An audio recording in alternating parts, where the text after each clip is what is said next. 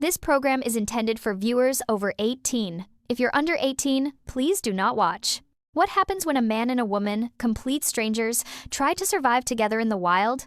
This is a survival show, raw, primitive, like the first humans, a man and a woman, surviving 21 days in the wild. No food, no water allowed, and no clothing. If they succeed, each will receive $100,000. This challenge takes place in the jungles of Colombia, South America. Here, venomous snakes lurk everywhere. Not to mention crocodiles and jaguars. Danger is truly all around. But sometimes, humans are the biggest threat. Our female participant is Fiona, a reptile specialist. Just look at her profile. There's no doubt she can catch venomous snakes. Her reason for joining is simple. She says life has become too comfortable. She wants to experience a primitive life in the jungle. Energetic and carefree, she isn't afraid to break all limits. She believes that once clothes are gone, everyone is the same, naked and equal. The male participant is Ivan. He works for a secret organization. He loves traveling the world. His goal here? Mainly the prize money. Then continue exploring the globe. The two greet each other happily upon meeting. Ivan is a bit shy. He instinctively covers himself when seeing Fiona. Fiona bursts into laughter, unable to hide her excitement. Then they check their chosen survival tools. Ivan picks a knife. Fiona brings a fire-starting steel rod. They must hike 2 kilometers to reach their campsite. They chat and laugh along the way. After 2 hours following a stream, they finally arrive. A bamboo forest surrounds them. They begin building a shelter from bamboo. To avoid deadly snakes at night, they raise the floor off the ground. Work is clearly divided between them. But while chopping bamboo, Ivan cuts his hand by accident. The wound is deep. The crew has no choice but to call a doctor. He gets stitches on site. Luckily, he can still continue the challenge. Meanwhile, Fiona finishes a small bed. Next step, fire. In the vast wilderness, without fire, you might be eaten alive by mosquitoes at night. And lighting a fire here is no easy task. Many contestants in this show have failed simply because mosquitoes drove them insane.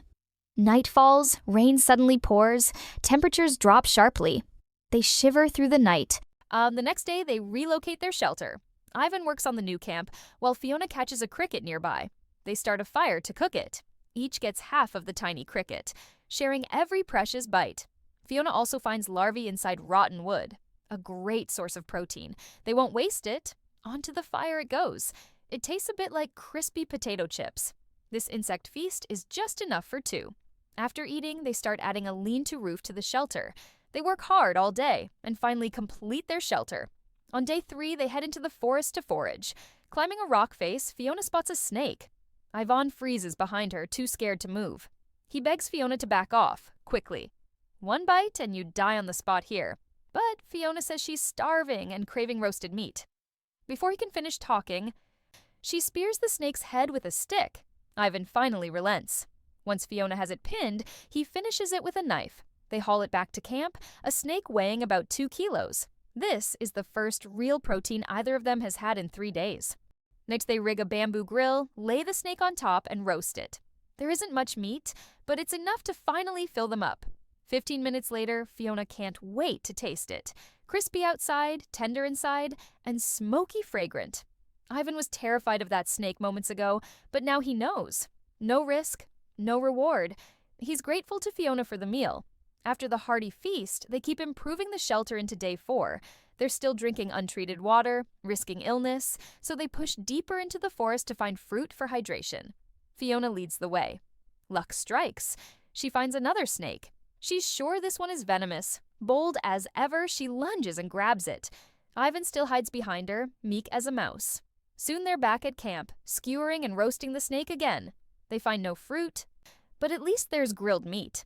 That night, Fiona suggests a playful God cradles goddess pose to sleep, but the bed is far too uncomfortable. At first light, they decide to build a new bed. Ivan cuts many slim bamboo poles, weaving the branches into a mesh, then layering broad leaves on top. Now they can finally sleep in comfort. At last, they manage a good night's sleep. Day after day, they keep grinding for food, always on the move. But the area around them is stripped bare. They still can't find the fruit they want, aside from a few hollow coconuts. In short, next to nothing. Yet Fiona always finds a way to catch snakes. Their only protein each day is snake meat. Ivan's eaten it for over 10 days straight, and he says he's had enough. Still, this is how Fiona looks after him. They make it all the way to extraction day. After dousing the fire, they grab a few essentials and set off. The evacuation route is 5 kilometers. They trek nonstop for 2 hours, cracking a coconut when hungry to keep going. Then they follow the riverbank. But the water is dangerous. A crocodile could be lurking below. So they build a raft from bamboo and banana trunks and paddle a stretch downstream. They row for nearly an hour and finally reach the extraction point. Their challenge is declared a success.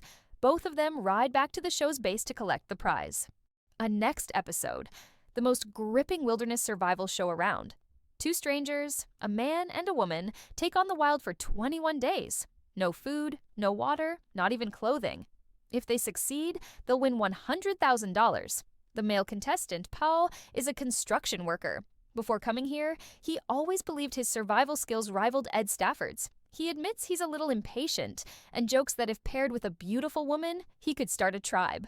But he still hopes his partner will be the sensible one. After all, he's here to survive, nothing else. The female contestant is Rose, 33, a single mother. Her goal is to win the prize money for a better life for her child. Rose says she isn't shy about bear survival like this. Clothes are just things, after all. After a while, they finally meet in the forest, greeting each other with a polite peck on the cheek right away. Then they introduce themselves briefly and move on to check their survival gear. Rose chooses to bring an axe, while Pau brings a piece of cowhide. Rose seems puzzled that Pau picked such a tool to bring. There's also an iron pot. Pau confidently explains the cowhide will be useful for many things. Out here, the 3 basics are water, fire, and shelter, none optional. As they enter the jungle, thorny bushes jab their feet and make them yelp. Ouch after ouch. Paul kindly spreads the cowhide over the brambles for Rose, and once past that patch, she's out of trouble. He also finds a cluster of wild mushrooms, and Rose thinks they'd make a great soup if simmered. They bag a few to take along, then Paul pulls some punky wood from a tree. Excellent fire-starting material. Yet after 3 hours on foot, they finally find a place to build. A shelter site where food shouldn't be scarce with potential protein. Black bears, gray wolves, wild boar, and snakes. Catch any of those and they'll eat well for 21 days. They spot a small stream nearby. Paul gathers wood for the shelter frame. As night approached, Paul believed that starting a fire would be the key to their survival. He cuts strips from the cowhide to make a cord, ties it to a wooden bow for a drill set, and prepares to start a friction fire. Rose cheers him on as night falls. She wants to turn in early, but Paul keeps drilling. After nearly 2 hours, he finally coaxes an ember. Soon, a strong fire is roaring. Afterward, Paul suggests a quick game. They curl up by the fire and sleep in each other's arms. At first light the next day, both say they slept great. Paul admits Rose is wilder than he imagined. The idea of starting a tribe feels like only a matter of time.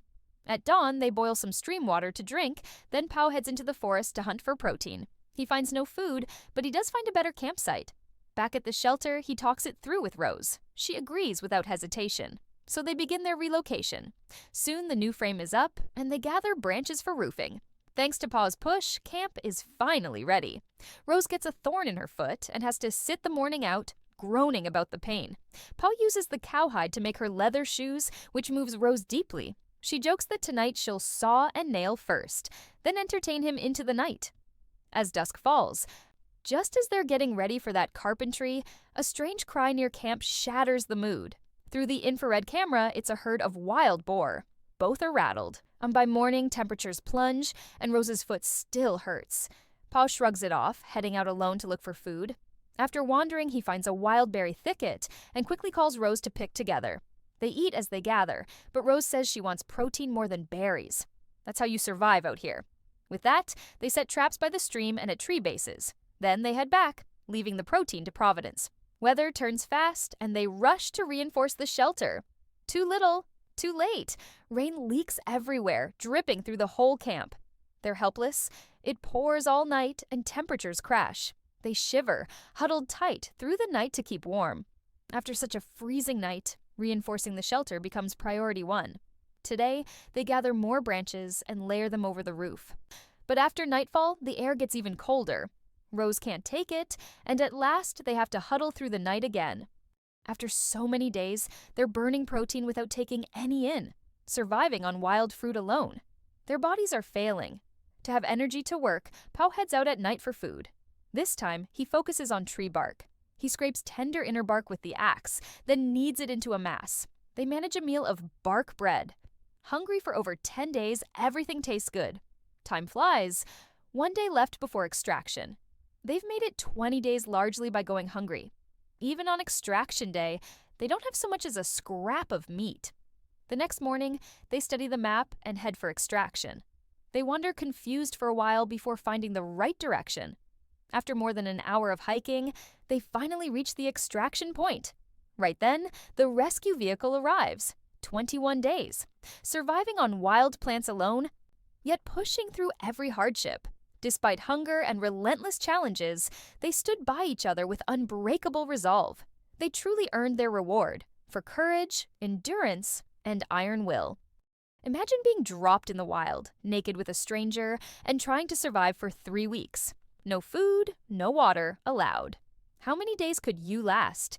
This time, our contestants not only completed the challenge, they caught a small crocodile, a giant 2-meter snake, and a 4-kilogram catfish for a massive feast. How did they pull it off? Let's find out. This challenge takes place in the Lupanuni Swamp of South America, known as the crocodile capital of the continent. Not only are there hundreds of crocs, mosquitoes, snakes, rats, and ants are all waiting too. Kevin is a retired Special Forces commando, a man who lived in jungles and swamps year-round in the military. To him, this challenge is just another trip. The female contestant, Rose, is a nurse. Her biggest hobbies, fishing and hunting. She joined simply to prove she can survive in the wild. No excuses. Soon after, the two meet in the swamp. For safety, they must leave the water quickly. Crocodiles are everywhere beneath the surface. Not long into the trek, Rose is exhausted and wants to rest. Kevin quickly chops branches to build a temporary shelter. In minutes, they finish a luxury wild hut, a humble jungle love story, a leaf hut, and 2 beating hearts in the wild. Luckily, they have a net, so mosquitoes won't devour them at night. That night, they lie quietly together to keep warm. Hours pass. Then suddenly, Kevin feels something bite him. Turns out, it's a swarm of ants. At dawn, Kevin already has a plan. They'll rebuild the shelter in a better spot. But suddenly, the weather flips without warning. Halfway through construction, rain pours down. Kevin is frustrated. The rain lasts for hours with no break. With no choice, they work in the cold rain, risking hypothermia. Night falls, and once again, they cling to each other, shaking in the cold. Morning arrives. Rose jokes that without fire last night, cuddling with Kevin felt awkward. She teases him. "You ran out of energy too fast." Kevin stays silent, then surprises her. He makes Rose a handmade bark bikini. She happily tries it on. To thank him, volunteers to take on fire-making duty. With simple stick friction, she gets a flame in minutes. With fire lit, they now must hunt for protein. Kevin heads out, wandering the jungle for hours. He finds a pile of chestnuts, cracks one open, and surprise, it's edible. He brings them back, shells them, a delicious treat, tangy and sweet at once. Inspired, Kevin gets an idea. He plans to bake chestnut cakes. After eating, they take the mosquito net to the river to fish. Despite long effort, they catch nothing. Not even a tiny shrimp. The next day, Kevin handcrafts a fish trap. Using bamboo and bark, he weaves a basket trap. After a while, a simple trap is done. Sitting and waiting isn't Kevin's style. He'll turn himself into a weapon. After a few minutes of hard work, a trident is ready. He heads into the swamp to hunt. Rose watches from the bank. Unexpectedly, he lands a big catfish and brings it to camp. 2 minutes over the fire, and the taste is simply fantastic. With real calories in them, night falls, and they, like moths to a flame, dive into earthly fun. Next day, Kevin checks the trap. To his surprise, inside is a small crocodile. He wants croc sashimi, but realizes, no mustard out here, so they head back for a croc barbecue. Rose can't wait to taste it. Wild crocodile is incredible, far better than farmed meat. To make life more comfortable, Rose even crafts a little love seat for Kevin. Soon, it's already day 15. After hours wandering the jungle, Kevin catches a small water snake. He sets it straight on the fire. Smoked snake. It puts any smoked buffalo jerky to shame. Protein many times that of beef. After the meal, Kevin is fully charged for the night. That evening, while they're playing games, rain suddenly pours. Annoyingly, it rains for days on end. The shelter leaks, soaking their leaf bedding. Kevin can only shield Rose with his body. They lie in camp day after day until extraction day arrives. The extraction point is a village 6 kilometers away. To reach it, they must cross a swamp hundreds of meters wide, then trek through primary rainforest. After studying the map carefully, they set off at once. With hundreds of crocodiles along the route, they detour through the forest. After more than an hour, they finally reach the extraction point. A program vehicle pulls up. They've completed the challenge with distinction, taking home the $100,000 prize. If you were given a challenge like this, would you dare to take it on? Thank you so much for watching until the end. Don't forget to like, subscribe, and hit the notification bell so you won't miss any of our next exciting survival videos. Finally, share your thoughts in the comments below. See you in the next adventure.